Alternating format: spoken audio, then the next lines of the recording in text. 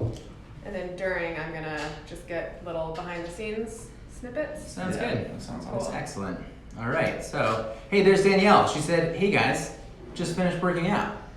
I'm about to drive. Oh, it's amazing. So won't type for a few. I'm listening. Excellent. Well, thanks for supporting us. It's like a podcast for you. This is kind of like a podcast, just with the danger of driving as well, I guess. It's like texting while driving. Yeah, let's not do that.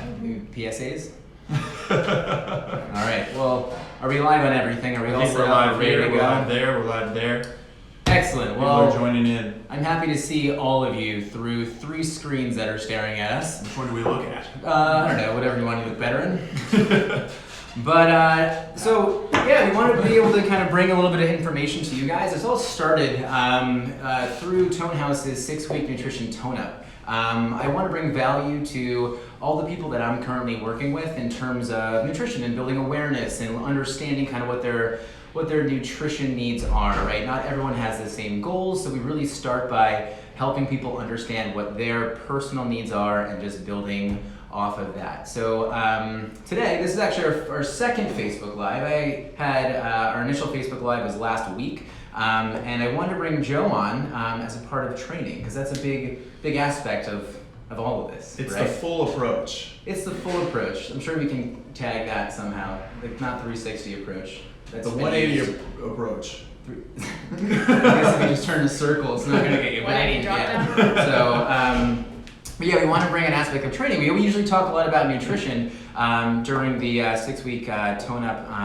Facebook Live. So now we have this, and it's great. So I want to just highlight a few things that usually with nutrition that people have questions about, and 2 things in particular that people kind of struggle with, right? So I get questions all the time about reducing body fat, right? Reducing body fat and even gaining muscle. Those are always questions that I'm going to get from people. And even in the 6-week nutrition tone-up, we know we have a few people right now that are trying to put on muscle. And I wanted to kind of turn this to Joe for a second, because nutritionally, I understand what has to happen. We have a focus on a calorie surplus, an appropriate calorie surplus. We also have an appropriate amount of protein that we need in there too.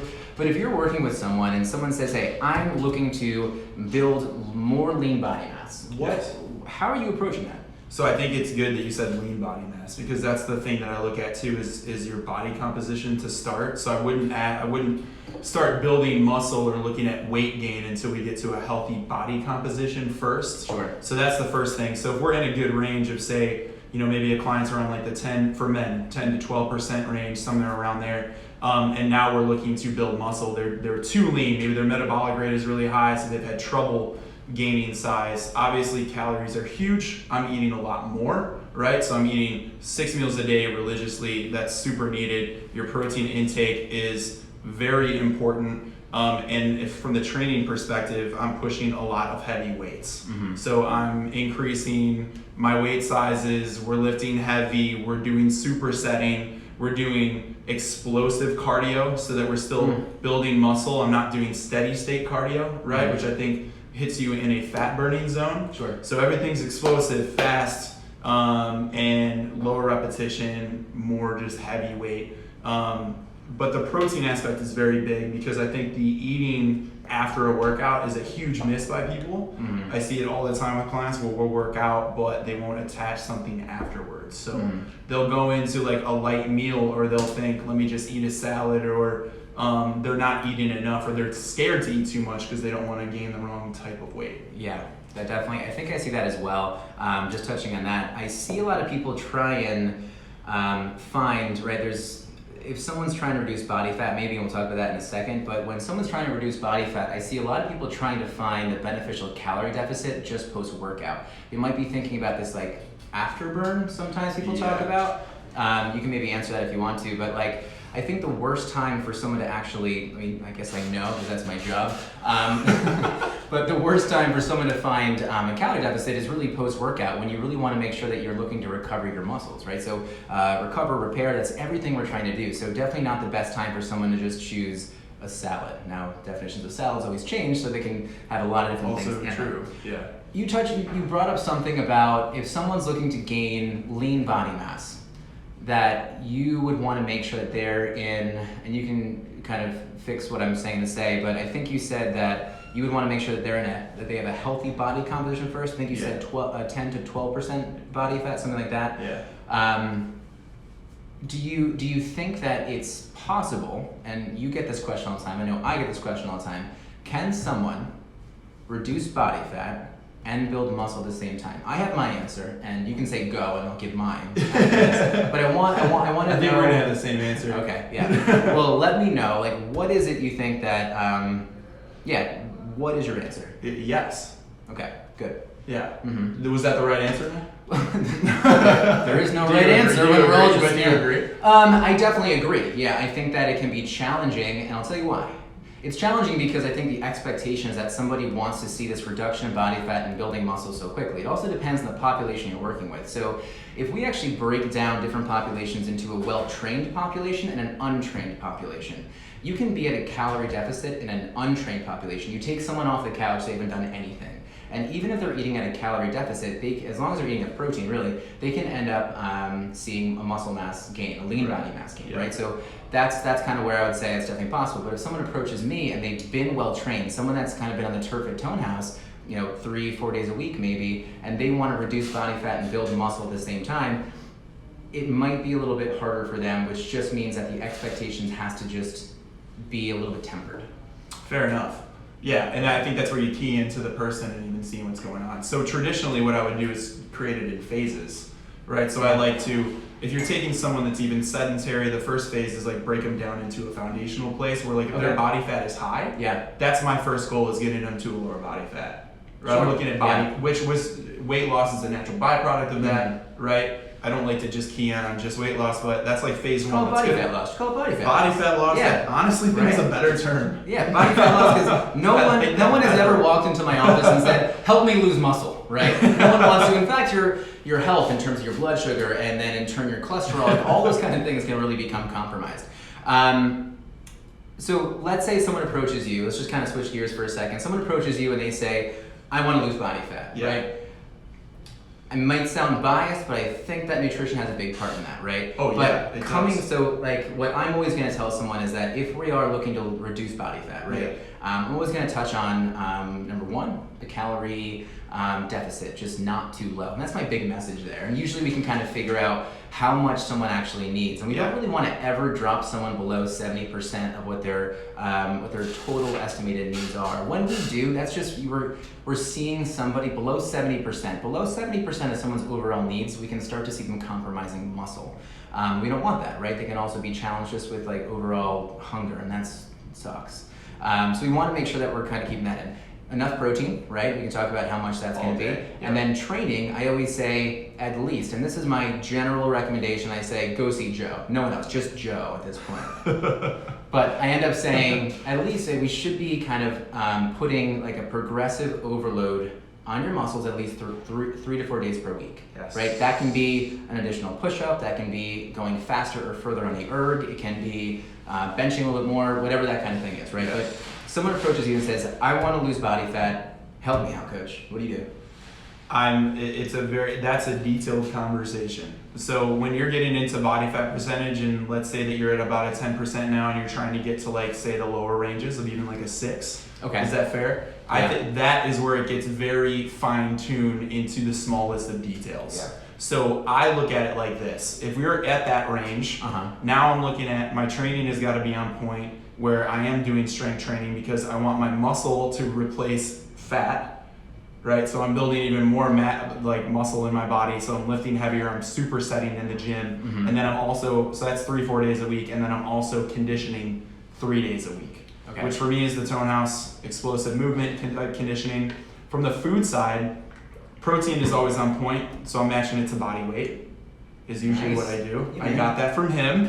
I did, because I was honestly half my body weight. I was doing about 100 grams of protein. I switched it, talking to Ryan, to go to 200 grams, and that's kind of my target each day. And that's helped out tremendously to keep on size and even see gains. So gains are huge. Yeah. Hashtag gains. What is life without gains? And the thing that I do with carbohydrates is I use that as a lever. So that's like timing to me. So carbohydrates you need, first of all, I think to pump your muscle up. So that's like a recovery thing. Mhm. It's also something that I make sure that I have enough carbs to get me through a workout. So maybe 2 hours Energy, before. is that what we're talking about? It's Energy? energy. This point? It is Yeah. energy. Yeah. So but you ride that line of staying lean where I'm Yeah. not getting over, where I'm not carbo loading and I'm putting carb reserves in the system. Sure. I'm literally getting enough that I know my body well enough that I'm gonna burn that amount that I ate in a workout to get me through, and then after I'm replenishing that amount. Mhm. But I'm not going so far beyond that, because to go far beyond that, I think that's where you may put on more size that way. Sure. But as I'm trying to keep a body fat lean, We want you. that's lean. what I'm doing. Yeah, your shirt's off enough. If your shirt's off, That's and my not, job. My Not shirt lean is anymore, off. We don't think we wouldn't seem as cool. That's right. Yeah. Bulking season. Notice That's when how, bulking look how season small my is. arm is compared to yours. What did you do? Well, it was You upper just body got day. It was working out upper and body stuff. day. Yeah, you probably lift, don't you? That makes sense. I love that. Do you find? I want to pull up one thing in terms of the carbohydrate that you end up talking about. I love what you said about it being a lever. It's a lever that kind of like switches a little bit. Like when I end up talking about nutrition with people, I usually am going to say like the things that are going to remain mostly constant is going to be your protein, right? So once we figure that out, kind of based on body weight. And then we also figure out kind of like fat, and like fat isn't going to shift that much whether someone is going to be at a calorie deficit, calorie surplus, or they're kind of like keeping their calorie about even. Those two things stay somewhat consistent. It's that lever, which is the carbohydrate, that we will kind of increase or decrease. But when I end up talking with someone about finding calorie deficit, it will come from carbohydrate, right? And so if someone tells me, hey, you know what, I found my calorie deficit, my energy is just, you know what, it's just not there right now. And if I can bring this up, I'm going to right now. But when I first met you, you approached me about your energy. Yeah, right? yeah. And you said, you know what, I'm eating plant-based, more plant-based, flexitarian. Talk about all that. We'll get to that. But you were able to increase the carbohydrate in your diet, which, and tell me if I'm wrong, I don't want to put words in your mouth here, that your energy, it improved, right? I'm not going to say that it was like the one thing that made the complete difference, but your energy improved. Did you see any detriment from increasing your carbohydrate? You could say yes. In the beginning, yes. Okay. From a lean body fat percentage perspective, but I adjusted. Sure. So I now match my carbs to my activity level. Amazing. Right, that's what it is. So before I was at too much of a deprivation. Yeah. I was running too lean, and when you're running too lean, then your workouts are suffering. So now I'm not even getting a push in the gym because I'm tired and I'm not able to clean up. I'm not able to like push a sled as much. So your workout is suffering. Did you say clean up? What does that mean? Do a like clean and press. Oh, okay, that makes sense. Yeah, I just Okay. made that up. I feel like an idiot. Hashtag clean up. So I can't perform as well. So then I'm wasting my time in the gym. Yeah. And then so that's frustrating. And then you're done and you're trying to stay lean. I'm trying to keep my body fat low. And at the time, I just thought, well, I'll keep eating light. And I never adjusted my carb intake when I started training at Tone House, which is it's a demanding workout. Oh, it's so demanding, right? When need you're the at energy. when you're at that higher heart rate, we can put numbers on this too, like 80% of your max heart rate, 100% of your max heart rate, 110, 120. After that, we might be picking up off the floor. But you're utilizing carbohydrate as energy more so than anything else. You want to be, because you don't want to be compromising protein or anything like that. You don't want to compromise muscle. And then just to come back on that for a second, in terms of the carbohydrate, I utilize with you what I utilize with a lot of my either private clients or even what I utilize with the 6-week tone-up clients as well, is that I'm using my algorithms, right? My algorithms are giving us a jumping off point for carbohydrate. Yeah. But that carbohydrate can be adjusted daily. And I just want to make sure that that's what people understand, is that we don't want to set numbers and think that it has to be so concrete and it has to be this one thing. There's always going to be some sort of adjustment that needs to be made, but that adjustment needs to be made based on how you feel. So please, like, this is why meal plans don't work, and this is why, meal plans are forever going to fail. They just will. We don't want to do that kind of thing. We don't want to. We can present it as something that can be an example, but we don't want someone to say like, "Hey, we can only eat these things," because that just doesn't promote the kind of lifestyle. Prioritized lifestyle is always what I want to kind of promote.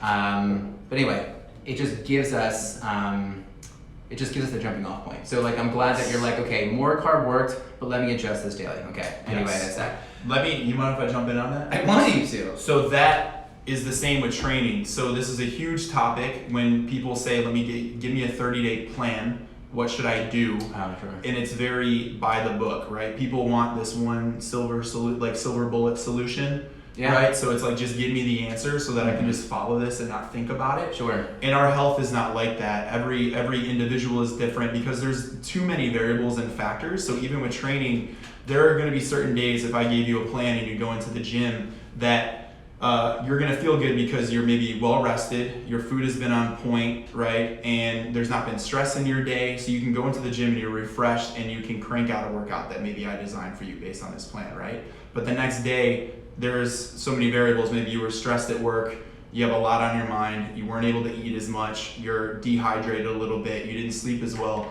so you're not following the same type of workout. And you have to know your body well enough to make adjustments, I think, even in your training schedule. So I like having, just like where I looked at macros, I don't like macros either, other than I look at them as almost like training wheels, where they helped me understand, like I did macros for maybe a few months to learn and say, this is what happens when I increase carbs, this is what happens when I decrease, this is what happens when I increase protein, this is what happens when I decrease. And I did the same thing with food, almost like a science experiment on myself in a way. Yeah. To be like, this is how it feels, and this is what happens to my body, right? So knowing that, then you just have a baseline understanding. It's not meant to be the Holy Bible. It's just like there's truth to it. Sure. It's good to learn about it, but there's a level of intuition that's needed because you have to know your day. You have to know yourself. Oh, for sure. To make adjustments. Yeah, man, that's the same thing with intuitive eating, right? So like, there's all different kind of like eating styles. The same way that there's kind of where I'm not going to say what I was going to say. I don't think it makes sense. So I'm just going to come back to what I was saying. But intuitive eating, right? So sometimes people kind of say intuitive eating, like, and I think that it's important for someone to kind of listen to their body, right? If you don't listen to your body, you could be in a bad spot. If your hand feels hot, look at your hand. Your hand might be on fire, right? So like listening to your body is important. But if you don't understand, like in terms of nutrition, if you don't spend 3 days, like measure something out. There's no problem with using something like a food scale or using something like a measuring cup to see what it looks like. Because for you to eat intuitively, you need to you have to have a starting point. You have to know what you're kind of doing. Same thing with training, I'm sure, right? Yes. Like you kind of know, like, this is a heavy training day. How do I feel? This is a lighter training day. This is how I feel. I know that with all my marathon training that I've ever done, it's like, okay, well, this is going to be, something that's going to be, like I know maybe it's more mileage, and I can know, okay, well, like my body's starting to hurt a little bit at this point, I know to slow down. I know that if this is going to be a sprint workout, I know that I'm going to push myself, but if I'm starting to feel a certain way, I'm going to back off because I don't want to be injured next week, right? Absolutely. Okay. Absolutely. Cool. So that's where intelligence comes in, but like, even something like, you want to do that and listen to yourself, but there's also a balance of like, am I making excuses for myself in training too? Ooh, yeah. So that's something to think about because you might not feel good. Yeah. But so for instance, like I actually use the Whoop bracelet. I've been using that for like the data side of like looking at your daily strain and your recovery. Okay. To get somewhat of an aspect of like I'm overtraining today. Okay. I shouldn't be pushing myself today so hard. Nice. Right? So that's a scientific like reason to not go so hard in the gym. Yeah. Versus the mentality of like, oh, I feel a little, so I'm just gonna take it easy. You have to know when you're like giving yourself an out too on these things. Yeah. Does that make sense? Which, let me just bring up, making sure that you're reaching out for support, right? Support could be kind of being part of a team in the turf. Support could be from a coach. Support could be from a dietitian, right? Yeah. The best thing you can have is accountability, right? So I think that, again, coming back to like why meal plans don't work, why just giving someone a workout plan doesn't work, is because you have to be able to have that back and forth and have someone that can keep you accountable and call you out on your bullshit, right? I have to do that sometimes too in terms of like food. It's like, oh, I just couldn't do it. Well, why not? I wasn't able to kind of make that or go food shopping. You gotta go food shopping. You gotta get their food. You gotta put it in front of you to make it happen, right? And sometimes people kind of need that, right? A little kick in the butt. Absolutely. Yeah, that's good. And so when I think it comes to what you and I end up doing, like, we know our stuff, right? We know our stuff. I think so. But to make sure... I like to think so. Depends on the day. Sometimes it's just like, I know. I'm like, why did I say that? What am I doing?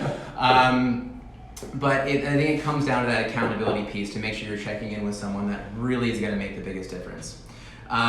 Joe, I want to ask you about more of your eating style a little more. We talked about protein, talked about carb, but you're kind of known around the house as plant-based. Yes. What does that mean? What do you do as plant-based? Let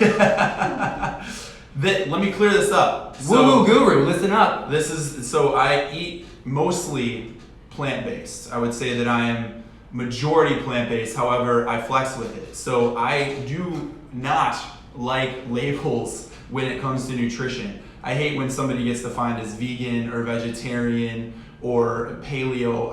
It doesn't matter to me. Like, I eat based on energy. So I went through this, it was a few years ago now, where I was eating all meat product, like that's all I would eat. 6 times a day. It was like turkey burgers and eggs every day. I was eating that all the time. I went through an experiment where I was like, I'm gonna go vegan. I'm gonna go vegan for a month. Sure. So I just did that to see how I would feel, and I just figured it out. There were some things that I liked, some things that I didn't, but at the end of the day, I dropped body fat percentage within a month without changing anything else in my routine. I dropped weight in that month. My skin cleared up better, and my energy was through the roof. Who doesn't want those things? That's all that I cared about. Yeah. Is there anyone out there that doesn't want all that those I cared things? about. Yeah. So that to me is what this is about. My advice to anybody out there with food, I'm sure you cared about other things. you have to learn yourself. Yeah. So for me, plant-based has kind of worked. So it gives Sure. me energy. So if I have too many or consume too much animal products, like I feel heavy. I feel bloated. So I just tend to not use them. And that's I think in nutrition, I love to let someone know. Let me see how I can do this. I think that when it comes to kind of someone's like, well, what is the best diet for me? And I want to let you know that if you ask me that question, I don't know. I don't have that answer for you right away. What I can look at is I can understand how active you are. I can understand what your past medical history is. I can understand what your medications are, the supplements you use. You can tell me your food allergies. You can tell me your religious food preferences. Yeah. And we can figure out what's going to work for you. That's what it is. Right? And so you tried something, and it's you do you. It's not something where we really want to start to bucket people too quickly. Like, well, you belong in this vegan group, right? Or you belong in this meat eating group, or the carnivore diet, right? That can work for all different people. Like, you have to do you, but you might have to try something different. So if someone comes to me like, well, what works for my body? Well, there's many things. We're gonna attempt this. We're gonna try this. We're gonna try macro-based. We're gonna try to push more protein, more fiber, and then we figure it out from there, right? So if someone out there wants to try something, by all means, make sure you try something. If you want to try vegan, like I ended up trying raw for a month one time. I felt incredible in terms of my training. I was actually marathon training at that time, and I felt really great, right? I tried keto one time. I felt really great, right? But at the same time, those weren't going to be sustainable for me. And I knew that, but I felt great, but I just knew that I didn't want to live my life kind of with how I was going with those food options. Yes. And there's no wrong answer there, but we have to be able to kind of experiment, listen to our body, just like you're saying. But there's not one diet, and don't fit yourself in a bucket. So I always say that there's like the Harry Potter effect that people love to have. They want to be placed in a seat and have a hat put on them and say, you will do this. Like, this is your job. This is going to be what you're going to do. And it's not how life works, right? You have to figure it out yourself a little bit, right? So we just have to make sure that we're understanding ourselves and trying new things. And if you're out there, don't get 3 years down the road and be like, oh man, I really want to try keto still. Because if you're sitting there like, oh, I'm going to try half keto, I'm going to try half raw, I'm going to try half vegan, you're just going to burn yourself out, right? So try it, right? And ask me to help you with it, right? So anyway, that's that. That is the answer though. Like, it's the same with training. Did I get it right? It's the answer. Did I? Yeah, dude. I was really bad with multiple in school. I loved your Harry Potter reference, by the way. Oh, thanks. Phenomenal. But that is what this is. So for anybody, like anytime that we're talking about like what's the diet, what's the training plan, what's the workout, you're looking at the wrong thing, because it's the same as training. So I can give you a plan and we can work on something for a month. Yeah. And then it will not work the second month. Yeah. Like, we're constantly adding variation all the time. And the same is with even eating. And the only answer that you need to look for is that nutrition is very personal and it has to match your lifestyle. It has to be sustainable. For sure. And it also changes and evolves based on your life. So if your job changes, if your career changes, if your training interests change, say like, I mean, obviously I work out at Tone House now a lot, but say I wanted to start doing triathlons. Well, shit's gonna change. If I'm training for Ironmans, my nutrition is going to change to match the activity level based on that. Yeah. Right? Or if I become less active, which will happen at some point in my life, I'm changing the way that I eat. I'm changing the way that I sleep. So you just have to be very in tune with your body. Yeah. So I just recommend doing these experiences with yourself of like controlling certain things. So like do it at a time. Like control your training and then mess around with your food. Yeah. Right? See how you like these foods. Are they bringing you energy or not? That's the goal. To have high energy. Yeah. Right? You want to be happy. You want to feel good. So you just gotta, and you want it to not be a slave to a plan of any kind. For sure. Yeah. And just touching on, I just want to turn to my Facebook Live group. I have 2 questions that I think we're kind of touching on right now. But I basically have, someone's asking me right now, like, what is the best way to determine your macro intake while marathon training? So, I know that we kind of walked through this with this person and everyone in the group actually, and I think kind of like while those algorithms that I use can definitely give us a good jumping off point, we want to make sure that we're experimenting. I think up above these comments you may have mentioned, Ji Young, that you may have been a little bit low in energy. My first thought is that, what we had talked about initially is probably the fact that, you may just be low in carb. You have to experiment, right? You have to maybe kind of increase your carb a little bit because you don't really want to be putting body composition in front of performance. If you feel like your energy is that low and you're not able to see your pace increasing or you see your pace decreasing, in fact, you want to make sure that you're kind of changing that. That runs into the next question, which I got from Yan, I believe that was you. You asked, how long should we experiment for? I would honestly say that experimenting for 2 to 3 weeks should give you some sort of answer. It could be less than that. Honestly, now, I don't want to give you this weird, it's not really an answer thing and be like, oh, it could take there's so many different times. But honestly, if I'm going to try to eat a different way, I'm going to usually 2 weeks, I feel like I know my body. I'm going to feel difference. That is what I did. And even I did it with dairy, I did it with milk. So I took milk away for 2 weeks and then reintroduce it. So see how you feel reintroducing it. You're gonna kind of know pretty quickly. I knew as soon as I had a glass of milk and I was like, I don't like it anymore. Sure. So remove it enough to where your body gets used to a new normal. And I do think that a 2-week window is kind of a nice kind of goal in mind. A new normal, that's good. I feel like we can kind of go off of that for a while. Yeah. New normal, it's a lot of things in life. It's good. All right. Well, and I just coming back to the plant-based in particular. I know we're kind of keep talking about it, but Yep. I actually got a question about it.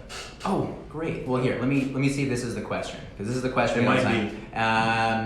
It tends to be a big challenge sometimes. Someone says, "Oh, you're plant-based. How do you get enough protein?" So, what do you do, man? Because 200 grams of protein on a plant-based diet is really hard. I do not think it is at all. I actually find it to be incredibly easy. Funny enough, I'm dead serious. I think it's easier now than it was when I was eating animal products. Yeah. I don't know. It just is. It's also easier for me to stay leaner in a plant-based diet. So great for me. That's what I wanted to do. So look, I supplement with a shake. So I use Vega. I love Vega protein. Their sports shakes, I think they're great. They taste good. So I will start my day with about 40 grams of protein. You just get paid?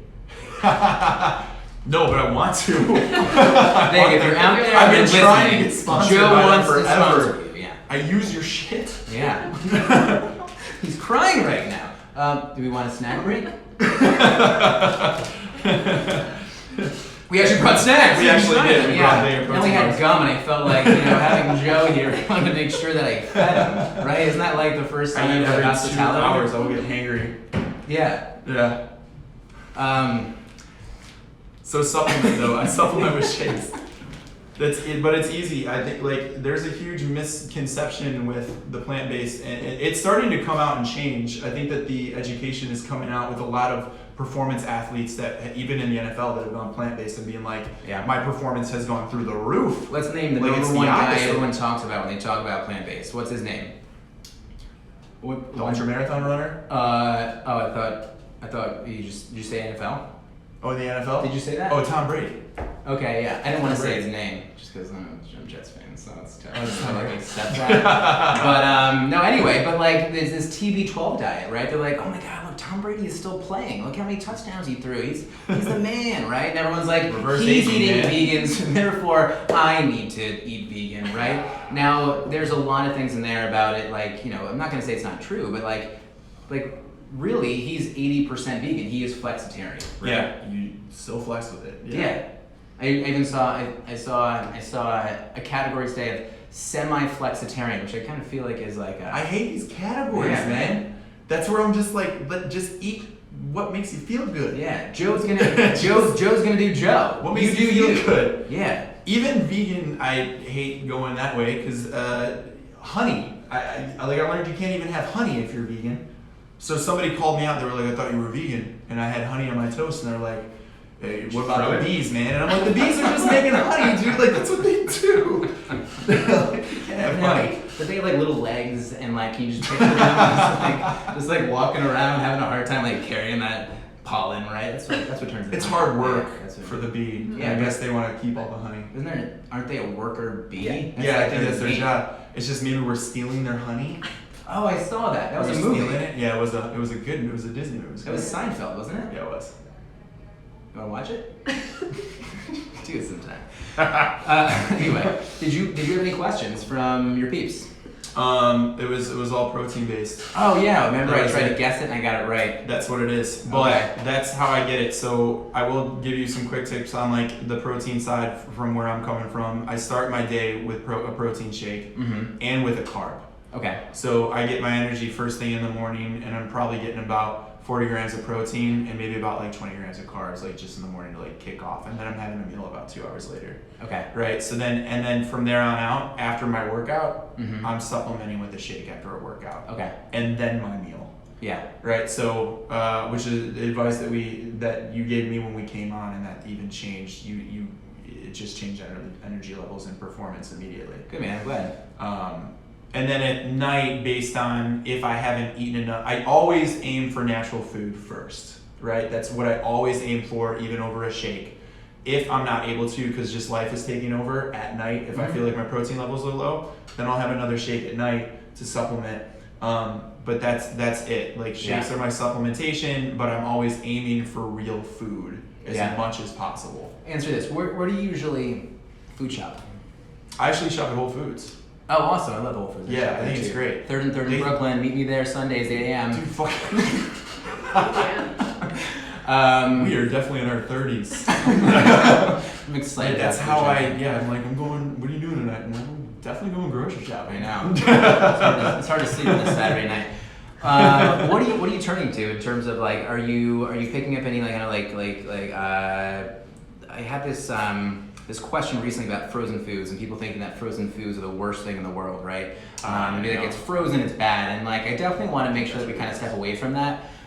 But in terms of that like vegan, plant-based kind of lifestyle, from Whole Foods in particular, like what are you picking up? What do you put in your cart? Yeah, so I'm pretty consistent with this stuff. So I go to the frozen food section. I get a bunch of their green beans. Like that's my favorite. So the 365 brand, I think is actually very cheap. And I get the green beans. Yeah, I don't know why. Whole Foods has this reputation of being expensive, but if you shop 365, I think it's some of the best value you can get. Yeah. I'll get bananas. I'll get red potatoes, yellow potatoes, sweet potatoes. I don't give a shit what kind of potato. I'm getting potatoes. Sure. And like we can stop there for a second. Let's start thinking. Let's stop thinking that sweet potatoes have this like superpower. Yeah, man. Like, wait a second. You just ate a white potato, and I'm like, yeah, just ate that. It's totally fine, right? There's not major like the more color in the food is good, right? But if anyone's been on my Instagram, you've been seeing some of my color education series, right? You know, there's benefits to getting those colors in there, even the white color, right? Anyway, just don't discriminate against your potatoes. Yeah, I think just that's like the potatoes. biggest message right now. That's why we hopped on this today. We just want to help the Idaho. Save the potatoes. Yeah. The Idaho potato farmer is struggling. Yeah. But you were talking about, before I sidelined you here, you were talking about things you kind of put in your cart, right? So I love the fact that you're kind of putting all of those frozen foods in there, because there's something that can definitely help you. Not saying you shouldn't be having any fresh foods, but those can actually, the frozen ones can have a higher nutrient value, in fact. I love that. I think what I also wanted to know about was some of your frozen protein options. I think you end up having certain burgers. I do. I like the 365 plant-based burger by Whole Foods. Actually, is what I turn to. So I used to eat Beyond Meat, and that is vegan and plant-based, but I didn't like how even that made me feel. So that's a good example of like I'm eating for energy, so I would eat that, and I think they're very high in fat. And so I actually tend to not eat that as much. Okay. So that's just my opinion. It tastes delicious, but the 365 plant-based burger has the macros that I want. It has a lower fat. The carb is relatively low. I think it's under 5 grams. And then the protein's about 14 to 16 grams a patty. All right. So I like that. It is soy-based. And I don't know your thoughts on soy, but I gotta tell you, like, I know that there's a lot of people that are scared of soy too. And like, I have had zero problems with that either. What problems are you expecting? Like people I have no idea. It's just all this stuff. Like, it's probably good to talk about because I feel like everybody stays away from soy. Right, this is the time. That's why we're here. Yeah. Tell the the camera's people. on us. Tell them now. So yeah, I get a lot of people being afraid of soy, and I think particularly like one thing I recommend all the time is going to be like dry roasted edamame, frozen edamame, that kind of stuff. It's so incredibly beneficial. With that kind of thing, like an immature soybean, they're going to have phytoestrogens in them, but they're thousands of times less. They're just not as high as just something that's going to be like an actual hormone produced in the body. So it's not really going to affect anything at all. When we're talking about actually soy from like say tofu, we're talking about soy from tempeh. Again, we really can't find a lot of studies that's going to like do like one thing I get from a lot of guys. They get afraid of the estrogen. Man boobs. Yeah. Right? Yeah. And so I want someone to let me know if you ever just like you just downed a bit of soy and your man boobs like popped up. It won't happen. It's just not something we're gonna see. Yeah. It's usually gonna be an effect of something else. Now I don't want to make light of that because I know that some people do struggle just with body image, but like I think the idea is that it's not gonna be coming from any kind of soy-based product though. That is like just genetically you just might be predisposed to kind of putting fat in a different area. And so, but don't be afraid of soy that way. I think the only thing I get a little bit concerned about is say if I have a postmenopausal female with a history of breast cancer. Now, we can't end up saying that soy is going to be causing like a reoccurrence of breast cancer, but it's something where we just want to make sure that maybe we're going to play that, maybe we don't want to be pushing it so much on that type of person. But we really guys, don't be afraid of soy. It's a great option. It's a great cheap option. The 365 tofu option, my wife and I have been buying it the past 2 weeks now. We end up just roasting it, and it's delicious. It takes on flavors you can put in there. It's a quick kind of hit on protein. It's a perfect option for you. Yeah. So yeah, that's awesome. Yeah. Good stuff. I've been chewing gum this whole time. Think anyone's annoyed? Maybe. Sorry. That's some for you. I want some too. Okay. And so let's see. Any questions at all? Where am I at? Christine had a question here. Recommendations on plant-based protein source from Trader Joe's that you really like. Plant-based protein source. Do you have anything that you turn to? I used to shop at Trader Joe's before I moved to New York. It was hard for me to find there. I'll be honest with you. Okay. That I liked. You talking about a powder? Or are you talking about a? No, they're like plant-based options. Yeah. I found that their macros were just like everything was very high in fat. I felt. All right. I haven't been there in a while. Yeah. I love Trader Joe's for the record. Like their frozen food, the quinoa, like all of their vegetables and stuff, I think are amazing. I haven't been there in a bit to see their plant-based options for protein sources. Yeah. Okay. I could definitely go there. I would say don't try and get creative. Trader Joe's gets creative. I think that they have some great products, and I think that they can keep you really interested in a lot of foods.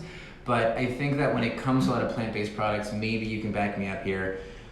a lot of them can just kind of turn into this like frankenfood. So that's when like a vegan plant-based kind of diet can become something that's like a lot more, I'm going to use the word synthetic, or something that just becomes a little bit more like, I don't want to say processed, because processed food's not the worst thing in the world. It can be overly processed for sure, but stick with the easy options. Like find your tofu, find tempeh, find seitan, find your edamame, like find something, just find it simple, like stick with your whole foods at that point. There's a certain kind of like tipping point where you're like, all right, stop trying to make it so creative. Like just keep it simple, people. Keep it simple. That's what I want you to do, right? So that's that. Yeah, that's good. I don't know, man. I think I'm out of stuff right now. Do you have any questions at all? Just trying to check these questions here. We have a guest in the room right now. We won't say her by name. Do you have any questions over there, Elise? Would you like to talk about intermittent fasting? We get that question a lot.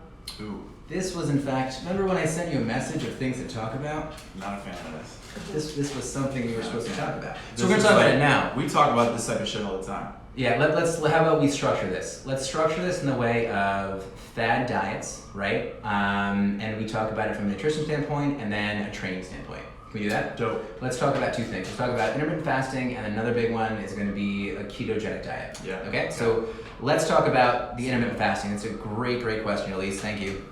Intermittent fasting. So tell me, from a training standpoint, you have someone that walks up to you and say, hey, you know what, I'm intermittent fasting, and I don't know what their goal would be, but like what goes on after that? I try to get them off of it because Okay. like I just don't like it. They're usually doing it to lose weight, and that to me is like, why are we doing this deprivation to ourselves? That's not a healthy way to do it, I don't think. Sure. So I think that intermittent fasting came from this idea where maybe bodybuilders and competitors have done it to lose a lot of weight in a pretty short amount of time, because you're doing intermittent fasting and maybe for like a week or so, and then you're also doing fasted cardio in the morning, so you can get some results and maybe like lose weight in a short amount of time. But we're talking about sustainability again, and so that's the problem with the fitness industry. You'll get like a grain of truth where it maybe worked for like some fitness competitor to get a short-term result, and then as soon as they're off stage or doing something, it's like they're back to normal, and we're not talking about the long-term consequences of it. So that's the whole fucking thing. Yeah. So intermittent fasting to me is a tool to maybe use sometimes. Like if I have a shoot or something that I'm trying to lean out for, like I may do. Did you guys know Joe's a model? Fasting. It's not that serious. Is it awkward? It's not that serious. You It's made not me that feel serious? really weird now. Okay. Well, you said a shoot, so I figured I'd call it. Anyway, so you're like using it as a tool to help you maybe get prepared for that shoot. It's something that I would do very short term. Yeah. Which I hate how you're just not eating. I hate how we call it all these things. You're Yeah. just not eating for a little bit. Yeah. But I hate using it as a regimen. It Yeah. should not be a regimen in my opinion. Yeah, it definitely is something. I mean, like I had someone who told me that, like, I intermittent fast, and like I asked why. They're like, well, it works for me to keep my body fat low. I say, well, what are you doing? They're like, well, you know what? I stop eating like 9 or 10 at night, and then 9 or 10 in the morning I eat again. And I'm like, you just sound like a busy parent, right? Like that's not really like anything regimented. Like you're just not eating 9 or 10, and then you just wake up late. Right? Yeah, somebody was like, I woke up, I had breakfast, and then I don't eat until dinner, so I'm intermittent fasting. I'm like, you can call it whatever you want to call it. You just didn't eat until dinner. Exactly. And the only reason, and you definitely hit on this, the only reason why intermittent fasting is going to work, and usually the reason that I end up, or the reason why someone wants to do it is going to be for weight loss, right? They end up thinking that I'm going to lose weight, but they think that there's a magical thing to it. They think that if they hit this magical 16-hour mark, that testosterone spikes and growth hormone spikes, and that they're just going to be melting body fat away. Well, that's all BS, right? So the only reason why someone is going to be losing body fat, I don't know how close I can get. The only reason why you're going to be losing body fat or lose weight is because you're going to be at a calorie deficit, and that's it. It's just 3 cameras here. So just because you're going to be at a calorie deficit, and that's basically it, right? So I want to make sure that you guys know that there's nothing special about it except that you're restricting calories. Now, I do want to go back to the you do you kind of thing, right? Because when somebody does intermittent fasting, and it can help them because something like having a shorter window of eating if they do have a weight loss goal, and as long as they know that the only reason they're losing weight is because they're just taking less calories, that window does give them some sort of structure. So, and if we end up talking about, hey, you can do this for a short period of time and kind of can help towards your goals, but if it's affecting your energy, if it's affecting anything else, I want you to let me know, because then we have to change it. Or if someone is going to be working out during their fasting period, never a good thing. It kind of brings up like all my athletes I work with that are going through Ramadan, right? We have to really decrease some of the activity they do, or like really be strategic about when they end up competing, right?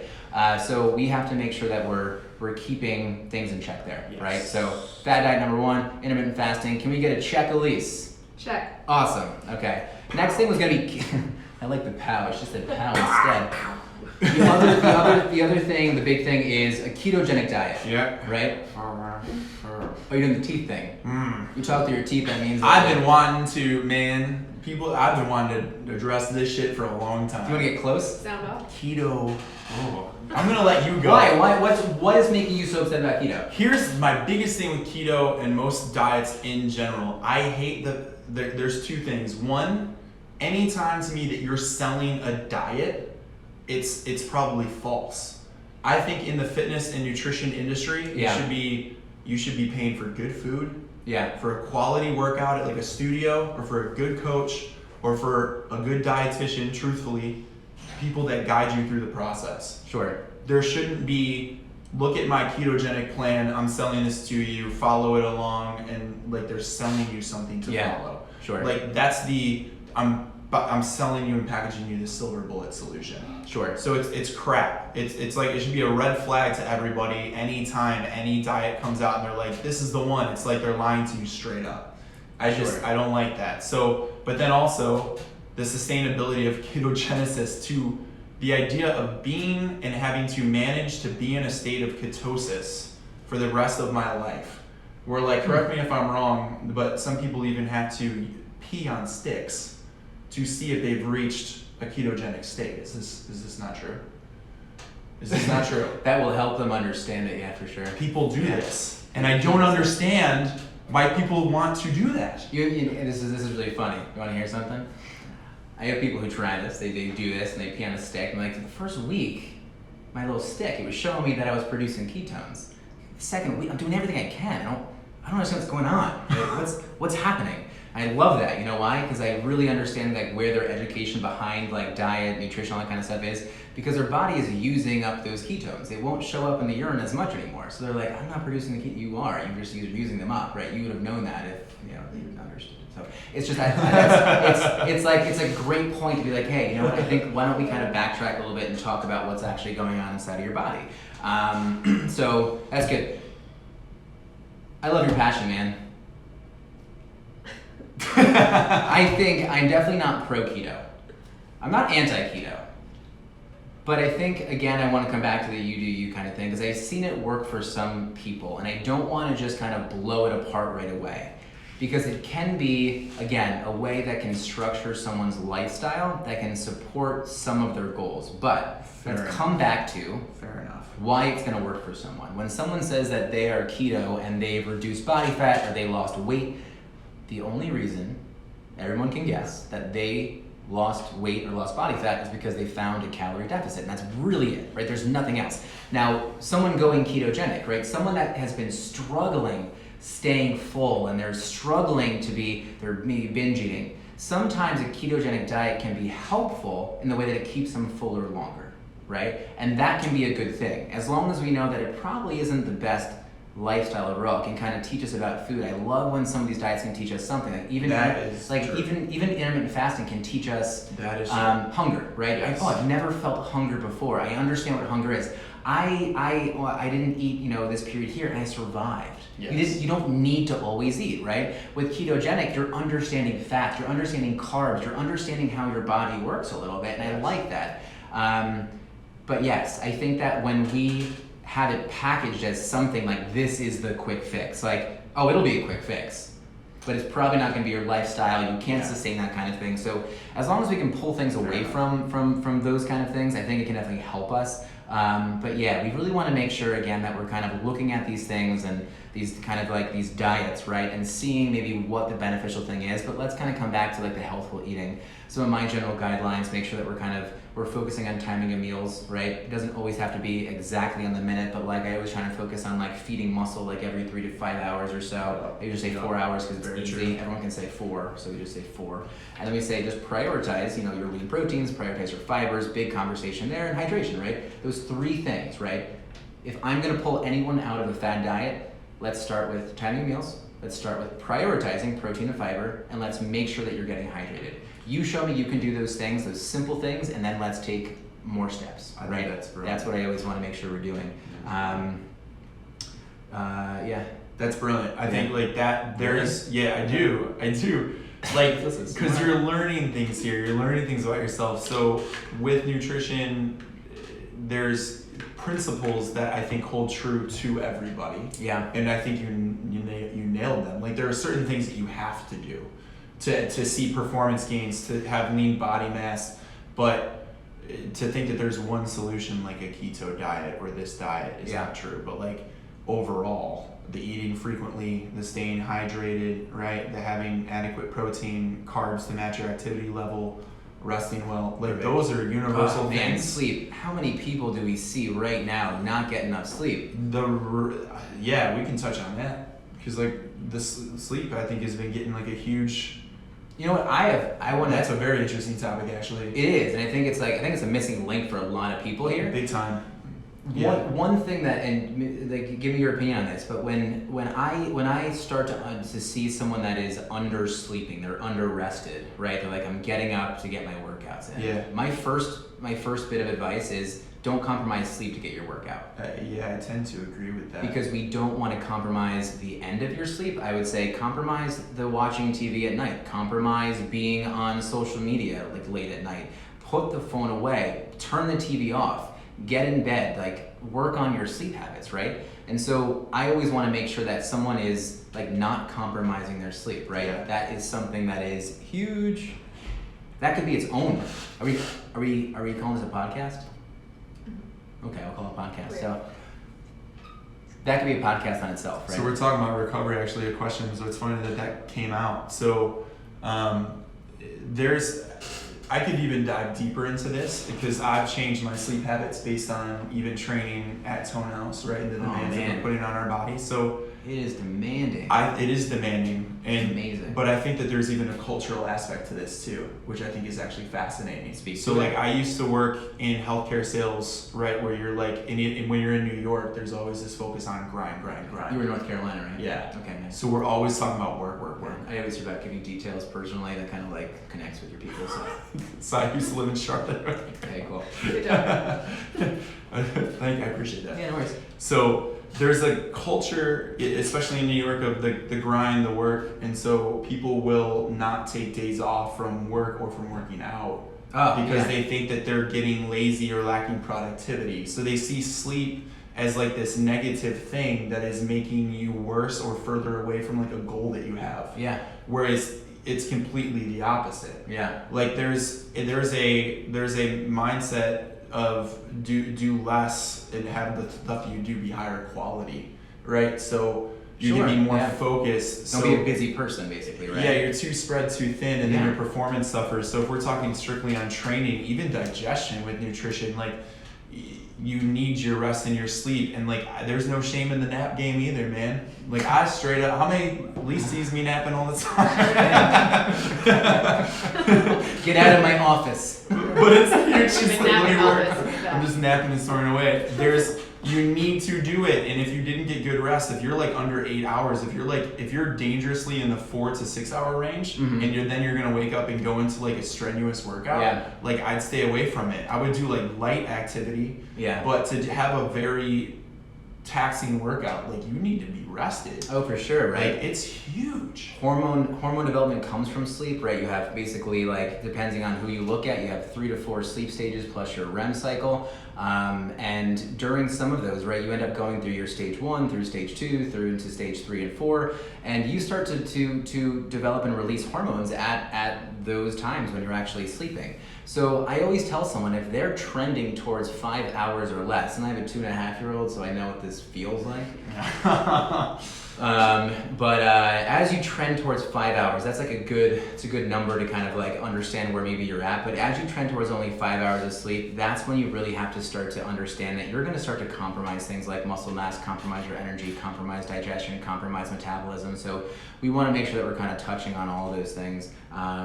Wait, I don't know why I said that last line. That was a comfort line. Like I didn't know what else to say, so I said it. But we want to make sure we're touching on it to understand kind of again where your benchmark is. Like just do a little audit on your sleep. Like even just track your sleep maybe for like 3, 4, or 5 days. Does your Whoop track sleep? Yeah, it does. Yeah, so it's helpful. It's actually a very helpful tool, Yeah. and that's not sponsored. This is the Whoop. The Whoop. But I do recommend it. Like it does track your sleep and your quality of sleep matching with your training. So That's the overtrained state. Yeah, so it calculates everything. It can't calculate like the nutrition aspect, but it's going to calculate your strain based on your workout, based on your heart rate variability, right? Yeah. So that's your heart rate recovery basically. Yeah. And then which correlates to the sleep that you got. And what you're going to learn is that the worse sleep you got, you go into a workout, well, your heart rate's not recovering in a workout.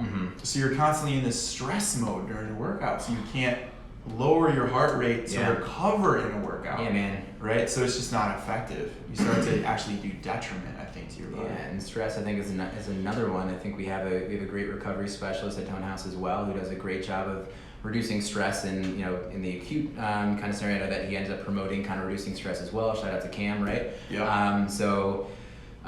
It's something where we just want to make sure that we're kind of hitting on this like 365 lifestyle for everyone. I think we should just wrap it up at this point.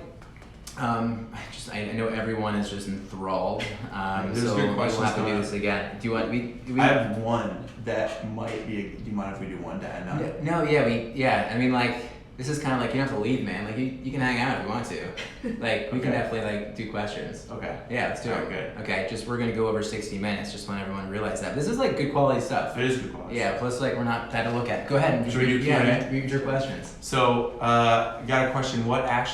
This is the debate. What is the better source of protein, plants or meat? Oh, that's really good. Okay. Well, I can just answer that, right? Yeah. So I think you're the guy for this one. I just figured we can kind of either go I don't know. conversational or just go right at it. But it's making sure that number one that you're just getting in like your total protein. One thing that you guys can definitely do is just double check yourself. Right now, I would say that for any Tone House athlete, I would definitely be looking to kind of eat at least half your body weight in protein. You don't have to do like more than that in terms of grams, right? So. Yeah, that's a good start, right? What you want to make sure that you're going to do is just get the protein in first. Next, we can talk about the bioavailability of protein. So something like, say, your animal proteins are going to be metabolized and absorbed a lot more efficiently. Doesn't mean that plant proteins won't. They'll just be absorbed and they'll be metabolized and absorbed a little bit less. And that's okay. You just might need to bump up your plant proteins a little bit more. Along with that, a lot of your animal proteins are going to have a little bit more complete nutrition. One thing in particular, I'm going to ask you: you're not plant-based, but you're not vegan. But B12 is one thing that you're not going to get from only plant-based proteins. So now you need to be supplementing. And that, to me, when I hear that, I'm thinking, well, why are you going to be taking like a pill or a powder to supplement when you can just get it from food, right? So I would want to make sure that someone knows that even kind of introducing fish, like 4 times a week, that kind of thing can kind of bump up your B12 a little bit more, and that can help. Your iron can end up being low from plant-based proteins, but it really is more about that bioavailability, just knowing that you may have to have just that much more of a focus on plant proteins to make sure that that your body is getting enough. So just get enough protein. That's what I would rather do because I don't want to demonize. So you don't really proteins. think that there's necessarily a better quality protein of plant versus meat? Like even scientifically, do you grade one higher than the other? Yeah, I was trying not to do this, but animal proteins are going to be a lot more But I think efficient. that's what we want to know. Yeah, no, so, that was the bioavailability I was talking about. So just making sure that an animal protein is going to be absorbed a lot more efficiently. Like if you want something that actually works better for your muscle, you want to be using plant proteins. Like when you start looking at the leucine content, right, of proteins, you want to be able to get a protein after your workout. There's no like magic window for recovery after your workout. Like recovery lasts for like 48 hours. So just make sure you just eat, right? But when you can reduce the incidence of DOMS, delayed onset muscle soreness, right? For someone who doesn't understand what that is, like let's say you kind of work out today at Tone House, and you might feel good after, you might feel fine tomorrow, but it's going to be like in 2 days where you're just like, wow, I'm feeling that workout right now. That's DOMS, that's delayed onset muscle soreness. You can reduce that by making sure that you end up getting enough protein in, but then making sure you get a faster absorbing, faster digesting kind of protein, which whey is going to be the fastest digesting, highest in leucine. So when someone asks me, what is your optimal protein after a workout, I say whey, right? At Tone House, I ended up wanting to bring in something that was more dairy based for that reason, right? It's not that like we just think that we want someone drinking just like chocolate milk.